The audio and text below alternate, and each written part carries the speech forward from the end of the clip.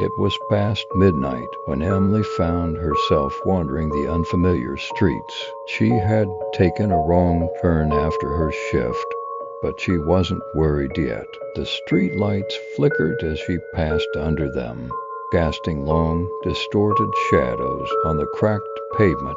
She quickened her pace, the cold night air biting at her skin. The streets seemed to stretch endlessly, and every corner she turned brought her back to the same spot, a narrow alley with no exit.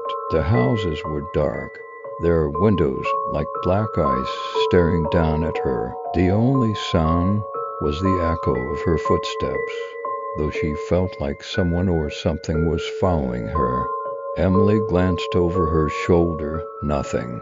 Still, she couldn't shake the sense that she wasn't alone. Suddenly, a soft whisper drifted through the air. Emily. Her name drawn out in a slow, rasping voice. She froze. Her breath hitched as she looked around, but there was no one. The whisper came again, closer this time. Emily. She ran. Panic surged through her as the whispers multiplied, growing louder, more insistent. Doors that had been closed were now slightly open, and she swore she saw figures peeking from behind them.